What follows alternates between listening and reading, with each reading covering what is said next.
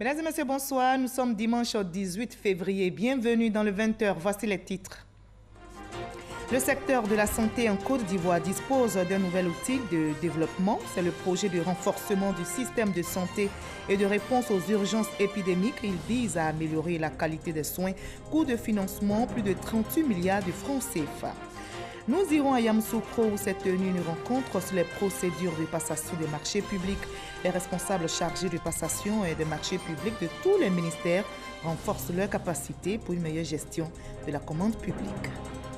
Le calme est de retour à Yebonois. La cité paisible située au centre de la Côte d'Ivoire était le théâtre d'affrontements entre groupes de jeunes. On déplore 4 blessés et des dégâts matériels. À l'origine de ces violences, une histoire de monnaie. Les autorités appellent à la paix et à la cohabitation pacifique. Enfin, en Iran, l'avion qui s'est écrasé ce matin dans le sud-ouest du pays avec 66 passagers reste introuvable. L'accident s'est produit 50 minutes après le décollage à Téhéran. Les conditions climatiques ne laissent aucun espoir de retrouver des survivants. Soyez les bienvenus sur RTI 1. Le secteur de la santé en Côte d'Ivoire dispose d'un nouvel outil de développement. C'est le projet de renforcement du système de santé et de réponse aux urgences épidémiques. Le projet financé par la Banque mondiale à hauteur de plus de 38 milliards de francs CFA vise à améliorer la qualité des services dans les hôpitaux. Davis Soyo, Franco Adio pour le reportage. Hôpital général de Béjéville, Chantal, à peine arrivée avec sa fille malade en pédiatrie, est reçue, à sa grande surprise d'ailleurs, car victime par le passé d'un accueil différent dans un autre établissement sanitaire. Nous avons été très bien reçus par le médecin. Contrairement à certains centres de santé publique où tu arrives, non seulement tu attends pendant longtemps avant qu'on commence à prendre même la température et tout ça. Mais là, ce matin, les choses ont été très promptes. En salle d'hospitalisation, cette dame, Nabissa, mère de 7 enfants, dit être satisfaite, elle aussi, des différentes prestations. Par la grâce de Dieu, en tout cas, il s'occupe bien de les gens ici. Personne ne se fâche contre quelqu'un. Quand il y a besoin de eux, et ils courent vite pour venir vous recevoir. Franchement, on est heureuse avec eux ici. Des agents travaillant avec passion et efficacité. Le but du financement basé sur la performance FPB qui consiste à récompenser les agents qui proposent de meilleures prestations. J'avoue quand même que le PBF est venu booster un peu la qualité de nos services. C'est une situation quand même à pérenniser et il faut encourager le personnel même à s'investir véritablement dans les activités du PBF. Plusieurs hôpitaux généraux et établissements sanitaires de premier contact, à l'instar de l'hôpital général de Béjéville, bénéficient du FPB. Un pan du projet de renforcement du système de santé et de réponse aux urgences épidémiques PRCE. Les meilleurs établissements de santé rurale et urbains ont été récompensés pour leur qualité de service et l'utilisation de façon efficiente et efficace des moyens mis à leur disposition. Il s'agit des centres de santé d'Alono, de Kayeta, dans le district de Saint-Fra, d'Anyama et de Béjéville. Nous avons épousé entièrement le PBF à l'hôpital général de Béjéville. C'est une approche assez importante qui nous apporte un financement complémentaire. Tu poses un acte, on te donne un peu d'argent. Et cet argent permet de motiver le personnel. Nous avons un petit centre de santé qui aujourd'hui est vu de partout à cause de la qualité des infrastructures. Un projet financé à hauteur de 38,5 milliards de francs CFA par la Banque mondiale et l'État de Côte d'Ivoire. Ce projet vise à améliorer la prise en charge des soins des populations et la réhabilitation des établissements sanitaires. Il y a un contrat de performance qui est établi entre chaque centre de santé et le ministère de la Santé, selon les possibilités du centre. Et à chaque fois que ces résultats sont atteints, il y a une contrepartie. Ce mécanisme est un facteur de motivation des acteurs sur le terrain et aussi une orientation pour la tutelle. Réhabiliter un système de santé, si le personnel soignant n'est pas motivé, s'il n'est pas formé, s'il ne bénéficie pas d'un appui du gouvernement ou des partenaires, cela bien sûr sera vain. Et c'est la raison pour laquelle, avec le financement basé sur la performance que nous sommes en train d'essayer de mettre en place en Côte d'Ivoire, nous avons vu les résultats. Le PRCE enregistre à mi-parcours, entre autres, l'identification de 90 500 personnes indigentes dans le cadre de la couverture maladie universelle à CEMU, L'évaluation des besoins en infrastructure des 560 centres de santé, dont 102 seront réhabilités à partir de mars, l'étude sur la prévalence du diabète et la mobilisation de 5 milliards de francs CFA pour lutter contre les maladies épidémiques, notamment la maladie à virus Ebola. Lancé en 2015, le projet prend fin en 2020. Par la magie de l'image, je vous conduis à Yamoussoukro où s'est tenue une rencontre sur les procédures de passation des marchés publics. Les responsables chargés de passation des marchés publics de tous les ministères renforcent leur capacité pour une meilleure gestion de la commande publique. Pour cette année 2018, l'autorité des régulations veut une exécution efficace des marchés publics. Explication détaillée avec Alvorassa. Dans la passation de marché, nous sommes inscrits dans des délais et il faudrait que on puisse envoyer tous les éléments à la direction des marchés publics. Ils ont quitté pendant 2 jours leurs différents bureaux pour se retrouver à Yamoussoukro pour échanger et renforcer leurs compétences dans leur domaine d'activité, la passation des marchés publics. Parmi ces responsables de passation de marchés publics des différents ministères, certains sont nouveaux, d'autres ont des années d'expérience. Mais pour les responsables de la NRNP, de la DMP, avec l'évolution des textes dans ce secteur sensible où il est question de deniers publics, il faut éviter les erreurs, d'où la formation. Nous pensons que nous avons beau avoir les meilleurs textes, on a beau avoir les moyens financiers, on a beau avoir un beau cadre institutionnel et réglementaire, c'est d'abord les ressources humaines. C'est d'abord les hommes, les acteurs qui animent la commande publique qui font qu'elle est efficace. Et c'est pour cela que l'ARMP fait d'une tradition cette formation des principaux acteurs, des acteurs clés dès l'adoption et la notification du budget. La commande publique, selon les experts de la NRNP, de la DMP, doit par ailleurs être planifiée pour éviter que l'exercice soit périlleux au cours de l'année. Les responsables des cellules de passation des marchés publics, eux, ont apprécié ces moments de partage où les débats ont parfois été houleux. Parce que pour eux, à côté de la primauté du droit qui régit leur secteur d'activité, il faut la réactivité pour bien dérouler et surtout éviter toute forme de pression. Au terme de leur formation, tous ces animateurs de la commande publique ont promis, en plus de la planification de leur méthode de travail, lutter efficacement contre la corruption et autres formes de malversation dans la passation des marchés publics. L'Agence nationale du service universel des télécommunications est depuis 2012 un acteur clé du secteur des télécommunications en Côte d'Ivoire. L'ANSUD est sur le terrain pour sensibiliser donc les populations. L'agence œuvre au développement d'une économie numérique. Le sujet a été évoqué au journal de 13h présenté par Alvorassa. L'invité du jour, M. Kipea Soro, directeur général de l'ANSUD. Voyons un extrait de leur entretien. L'objectif ultime pour nous, c'est de faire en sorte que les Ivoiriens, comme je disais, et les entreprises présentes en Côte d'Ivoire puissent consommer les services TIC. Parce qu'on parle ici de la transformation de notre économie en une économie numérique. Donc l'objectif, c'est cela. Mais par rapport à cet objectif, il y a des préalables. Et les préalables, c'est justement de mettre à niveau nos infrastructures et de permettre, dans une autre phase, aux uns aux autres d'avoir accès à ces services-là. Dans le cadre de la mise à disposition ou la mise à niveau des infrastructures, nous avons réalisé un projet de construction de fibre optique et à fin décembre 2017, nous étions à environ 5000 km de fibre réalisée. D'ici 2018, au 31 décembre 2018, nous aurons construit 7000 km de fibre. Ici, il s'agit d'un réseau de collecte qui est différent du réseau de desserte. Et donc, je le dis à dessein parce que 7000 km de fibre construits en 5 ans, ça sera pour la première fois en Afrique subsaharienne une infrastructure bâtie dans un tel laps de temps. Les opérateurs ont construit peut-être bien plus que 7000 km de fibre, mais c'est des réseaux à la fois de collecte et de desserte. Mais pour des réseaux spécifiques de collecte, ça sera la première fois. À côté de cette infrastructure de fibre optique qui a été construite, nous mettons en place des services. Et aujourd'hui, la mise en place de ces services s'articule essentiellement autour du programme de gouvernance électronique. C'est un programme dont la maîtrise d'ouvrage déléguée est assurée par notre ministère de tutelle, le ministère en charge de l'économie numérique, et nous assurons auprès de ce ministère le rôle d'assistant à maître d'ouvrage.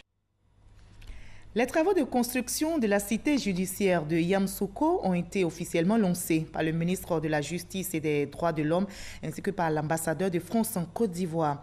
La capitale politique ivoirienne va également abriter les 4 écoles de l'Institut national des formations judiciaires. Coût des travaux, 11 milliards de francs CFA financés par le C2D, contrat de désendettement et de développement. Le reportage de Soro Corona. Accès à la justice par la construction de nouvelles infrastructures judiciaires et pénitentiaires. La troisième composante du projet C2D Justice. Cette composante rentre dans sa phase active avec le lancement des travaux de construction de la cité judiciaire de Yamoussoukro. La réalisation de cette cité débutera par la construction et l'équipement des 4 écoles de l'Institut national de formation judiciaire. Financé à hauteur de 11 milliards de francs CFA par le C2D, contrat de désendettement et de développement, cet institut va offrir un cadre de formation initiale et continue moderne plus adapté aux nouvelles exigences internationales. À travers le projet C2D Justice, la France veut contribuer au renforcement du système judiciaire et pénitentiaire et à la promotion des droits de l'homme en Côte d'Ivoire. Dans le contexte international qui est le nôtre, et face aux enjeux transfrontaliers liés aux droits de l'homme, à la mobilité et à la sécurité des personnes, la justice et le droit doivent s'adapter et y répondre. Le garde des Sceaux, ministre de la Justice et des Droits de l'Homme, a salué ce soutien qui va améliorer le système judiciaire ivoirien. La construction de cet institut revêt un enjeu majeur pour le plan d'action du gouvernement, non seulement pour tenir compte de l'amélioration escomptée, mais également parce que regardé par le partenaire au développement comme un indicateur de bonne gouvernance judiciaire. Sansan Kambile a également annoncé la réalisation de plusieurs autres palais de justice et de prison dans le cadre du projet. La cité judiciaire de Yamoussoukro sera construite sur une superficie de 16 hectares, dont 9 pour l'Institut national de formation judiciaire. Les travaux de construction débuteront en mars 2018 pour prendre fin en septembre 2019. Je vous invite à présent à faire un tour à Guébonois, situé à quelques kilomètres de Yamoussoukro. Le calme est de retour dans la localité après une nuit de violence. Des groupes de jeunes se sont affrontés. Bilan 4 blessés et des dégâts matériels. À l'origine de ces violences, une histoire de monnaie. Les autorités appellent donc à la cohabitation pacifique. Le témoignage est signé Kode Kwame Jean de Dieu. À Guébonois, la tenue du marché Kwadjokonan s'est achevée dans la bagarre ce samedi 17 février 2018 à 1 heure seulement de la tombée de la nuit. L'origine du malentendu. Un de nos jeunes frères, poussant une bourrette, a cogné un jeune. Et suite à l'accident, le jeune il a fait l'arrêt de la bourrette pour demander pourquoi est-ce que le jeune frère l'a cogné. Maintenant, le propriétaire du bagage, lui-même, il est revenu et demandé pourquoi est-ce qu'on a stationné son bagage. Maintenant, lorsque le jeune frère a eu à dire, Aka a dit non, il vient de me cogner, raison pour laquelle j'ai stabilisé le bagage. Le propriétaire s'est emporté directement sur sa victime. Et là, lui aussi, il a riposté. Après riposte, un des autres frères a pris ce qu'on prend pour enlever les pneus et il a assommé le jeune frère. Dans sa fuite, maintenant, il a crié à l'aide au secours et l'autre commerçant encore est venu répliquer sur la deuxième personne qui est venue au secours du blessé. Les blessés admis dans les formations sanitaires ont été libérés. Le premier magistrat de la commune de Guébonois appelle ses administrés au calme et à la retenue. Un jour après les échauffourées, la population vaque à ses occupations. On parle aussi cohésion du côté de Lakota. Les populations de Gagoré dans le département de Lakota viennent de tenir une rencontre sur le développement de leur localité. Leur parrain, le ministre Alain Richard Donvaï, a lancé un appel à la consolidation des liens de fraternité qui lient les différentes communautés dans la région. Michel Digré nous en dit plus. Unissons-nous pour le développement de nos communes. Unissons-nous pour le développement de nos villages. À quelques mois des élections locales, la sous-préfecture de Gagoré, dans le département de Lakota, a plus que besoin de stabilité sociale. C'est le message véhiculé par les cadres de cette localité. À la tribune de ces retrouvailles entre les filles et les fils de Gagoré, ils ont insisté sur la nécessité de consolider la cohésion, gage de tout développement.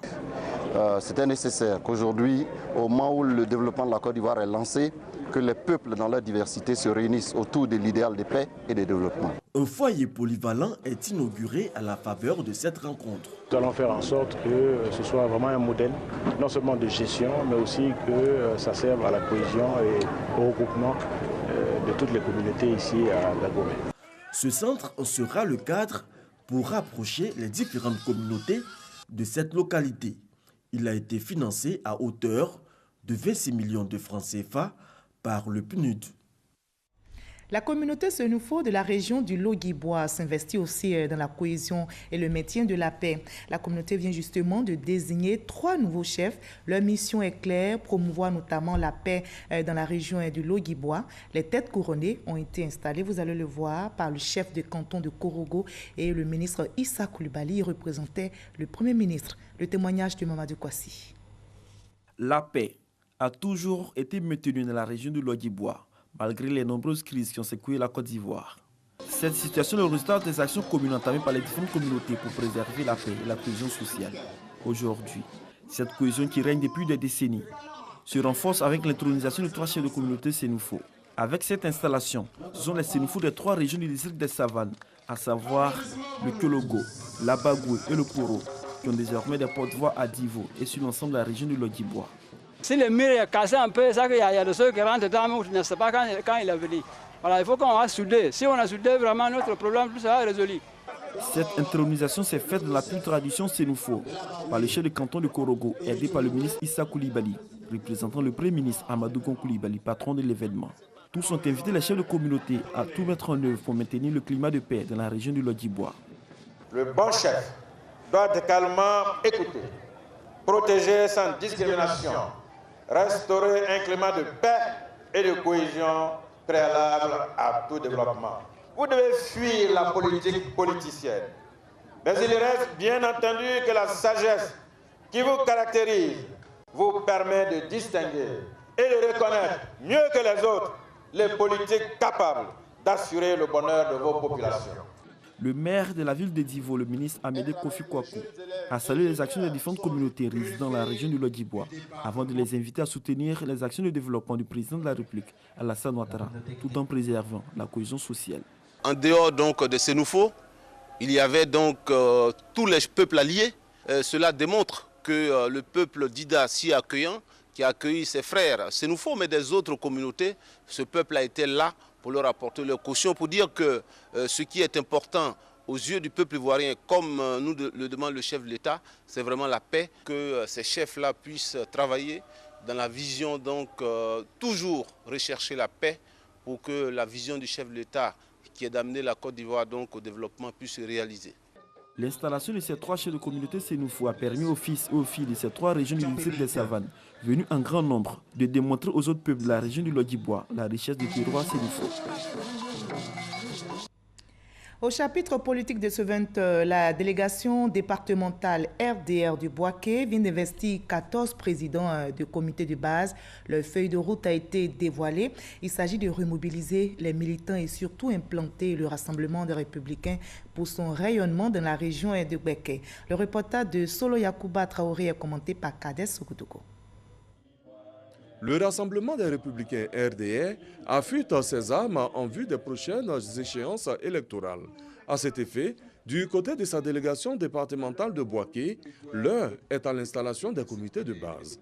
14 présidents entrent donc en activité. Un parti auquel j'appartiens, qui est un parti fort, aujourd'hui sur lequel le président de la République, Alassane Ouattara, peut compter pour que nos objectifs soient atteints et de façon brillante.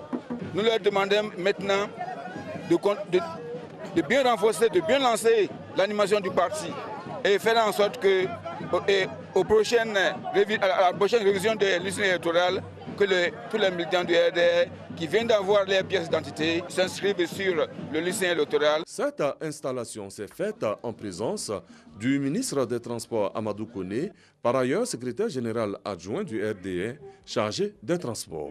L'union, la solidarité et surtout le retour aux valeurs fondamentales du parti à la case verte sont prônés. L'apaisement étant revenu, que nous sommes passés donc ici à Boaké de 146 secrétaires de section à 222 secrétaires de section en peu de temps et que nous sommes passés de 1100 comités de base à 1708 comités de base. Chaque président de comité de base nouvellement installé a reçu un diplôme de reconnaissance et une feuille de route pour parfaire la mission à lui assignée pour le rayonnement du RDR. Du côté de San Pedro, le Rassemblement des Républicains se prépare pour les élections sénatoriales, régionales et municipales. Un comité de sages et de réconciliation a été mis en place, comme nous le rapporte Sam Conan. Les responsables du Rassemblement des Républicains de San Pedro fument le calumet de la paix. Assis à la même table ou chantant l'hymne du parti à l'unisson, Boueka Nabo Clément, vice-président chargé de la région de San Pedro, et Begré Tetiako Inago, conseiller spécial de la secrétaire générale du RDR, entendent leurs querelles. Querelles qui ont fragilisé longtemps le RDR à San Pedro.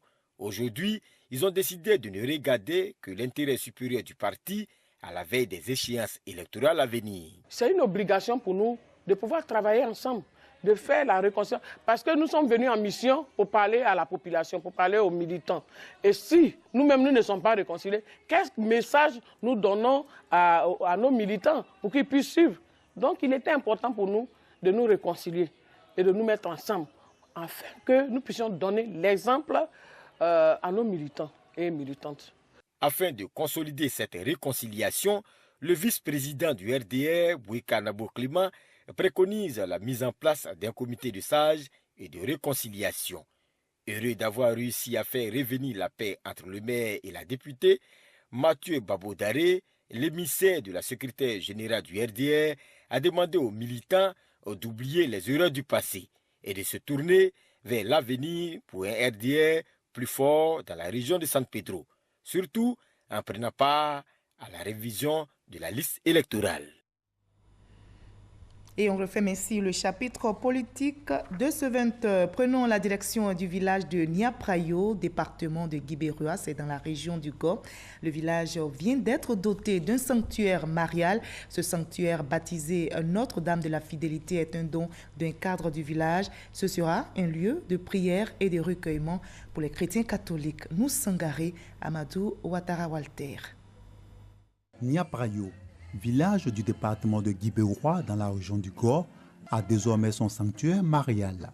Une première dans l'histoire de ce village. Cette grotte mariale a été inaugurée dans la ferveur religieuse. Baptisé Notre-Dame de la Fidélité, ce sanctuaire est une réalisation de Colette Pello, fille du village et présidente des chrétiens républicains. Ce sanctuaire est ouvert à toute personne éprouvant le besoin de confier sa peine à la Vierge Marie ou de partager sa joie avec elle.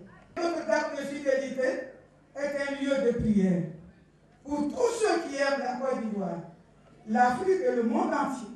La grotte est la bienvenue pour d'abord les chrétiens catholiques et puis ceux qui se sentent concernés parce que Dieu c'est le même Dieu. Tout le monde est apte de venir prier ici. L'officiant, le père Julien Goré, vicaire épiscopal de l'archidiocèse de Gagnoa, a, dans son homélie, exhorté les fidèles à cultiver le sens du partage.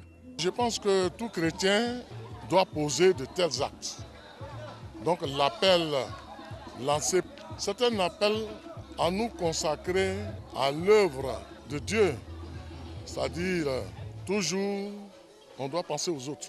L'homme de Dieu a également invité les filles et fils du village à s'unir autour des idéaux de paix et d'amour, gage de tout développement. La statue mariale de Notre-Dame de la Fidélité de Niaprayo a été conçue et réalisée à Lourdes, en France. Témoignages, louanges et messes d'action de grâce des temps forts de l'inauguration de cette grotte mariale. Note triste dans ce 20h, le 7e art africain est en deuil. Le réalisateur et producteur burkinabé Idrissa Ouedraogo est décédé ce dimanche à Ouagadougou à l'âge de 64 ans. Auteur d'une quarantaine de films, Idrissa Ouedraogo a été récompensé dans les plus grands festivals, obtenant notamment le Grand Prix du jury au Festival de Cannes pour le film Tilaï en 1990. Le témoignage de Franck Quadio. Moi, c'est Idrissa Ouedraogo. La nouvelle est tombée. Idrissa Ouedraogo, réalisateur et producteur burkinabé, s'en est allé très tôt ce matin vers 5 h dans une clinique de la capitale Ouagadougou où il était hospitalisé. L'information a été donnée par un communiqué de l'Union nationale des cinéastes du Burkina Faso. Idrissa Ouedraogo, c'était le cinéma basé sur la thématique de l'enracinement et des valeurs culturelles. Il lance sa carrière dès son premier court-métrage en 1981 avec Poko. En 1986, Yandabo, Le Choix, et Yaba en 1988, qui l'amènera jusqu'à Cannes, et le prix du public au FESPACO en 1989. En 1990, c'est Ilaï, tragédie grecque adaptée, qui consacre sa vision. Idrissa Ouedraogo, décédé à 64 ans, aura produit ou réalisé une quarantaine de films. Je vous propose le reste de l'actualité à l'étranger dans le 7 sur 7. Qu'est-ce qui a marqué l'actualité internationale cette semaine? On fait maintenant le tour du monde en 7 jours dans le 7 sur 7 avec Alexis Ouedraogo.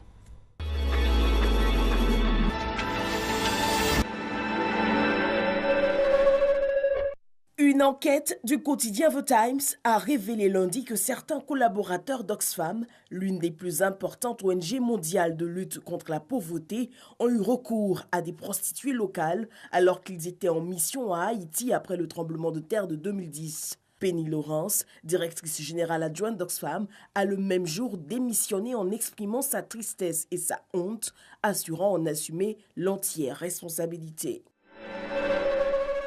La police pakistanaise a arrêté un gang qui escroquait des femmes pauvres, leur ponctionnant du liquide céphalo-rachidien contre la promesse d'une dot.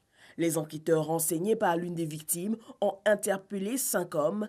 Ils expliquaient aux patientes que la ponction lombaire était requise dans le cadre d'un programme offrant des dots de mariage. La police suspecte que le liquide céphalo-rachidien était ensuite vendu au marché noir pour être utilisé lors des transplantations de moelle osseuse.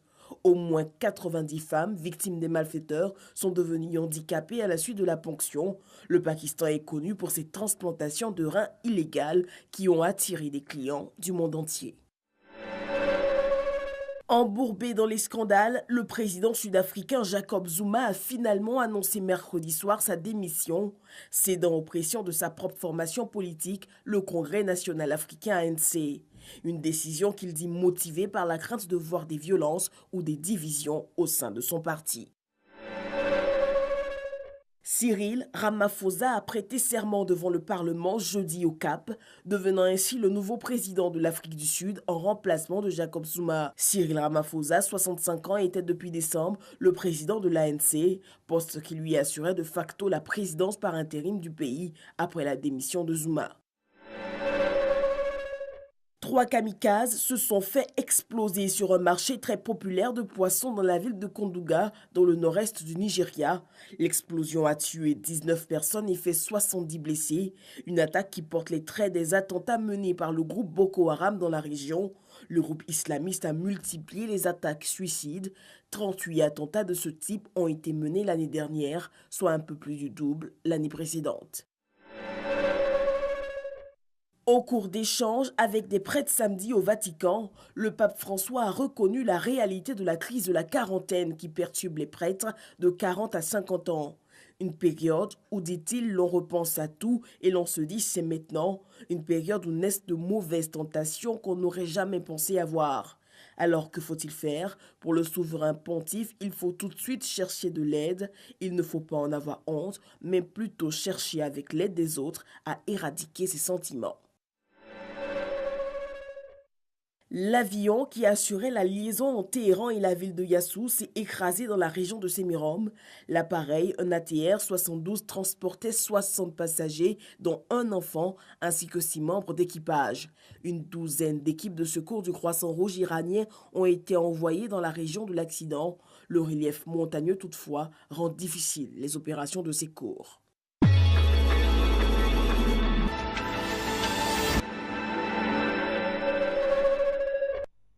Merci de votre aimable attention. Mais notez que l'actualité ne s'arrête pas sur RTI 1 à 23h. Retrouvez Michel Mambo pour le dernier journal.